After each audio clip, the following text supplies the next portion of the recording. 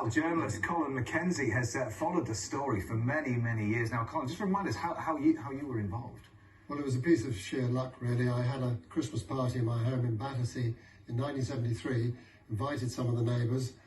One of them had a 19-year-old backpacking son who came, and when he discovered I was a reporter on the Daily Express, he said, "I've got a story you'd be fascinated with." And before he could finish his sentence, I said, "You bumped into Ronnie Biggs in Brazil, didn't you?" You knew? Absolutely crimson. Wow. A little bit later, we got Biggs's telephone number, rang him in Brazil, and I cross-examined him, satisfied it was him, and then asked him if he would be kind enough to put his fingerprints on a letter to me so we could confirm he was who he said he was.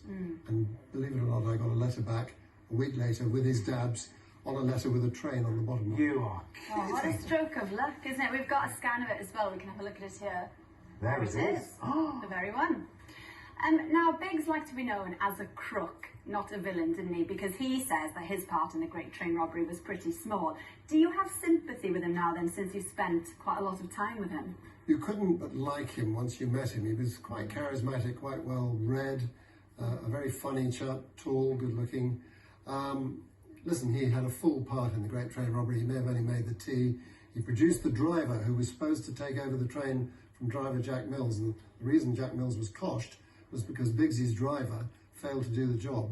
So he can't say he wasn't a part of the gang. He was a part of the gang. But having said that, he wasn't, I think, a violent criminal himself. No. And do you think the length of the sentence that he got really kind of changed public perception?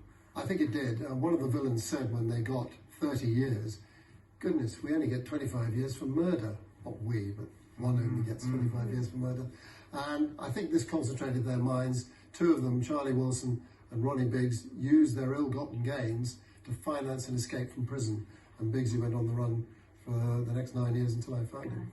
It's strange, Ricky, isn't it? Because we often sort of sympathise with the villain, in films. In Ocean's 11, we want George Clooney to succeed, don't we? It's a strange thing. Well, not really, because films manipulate your emotions and they tell you what you're meant to think. It depends who starts off, with a camera over their shoulder. So you can see it from 2 points of view, and it is often romanticised. I mean, my favourite film of all time is Godfather, and of course they are killers. Yeah. But it's romanticised because it's it's set up that they had nowhere to go to in a country. They were immigrants. The police didn't care, so they built this thing, and it was and of course you side with what you're told to side with. Yeah, It shows a particular point of view. And did you end up siding with him? Did you fall under his spell? I certainly felt under his spell when I was in Brazil to a certain extent, and I think the office accused me of coming under the Stockholm Syndrome. But he was a very likeable person. But at the back of one's mind, it was a violent crime. Yeah. Okay. So to the vote then.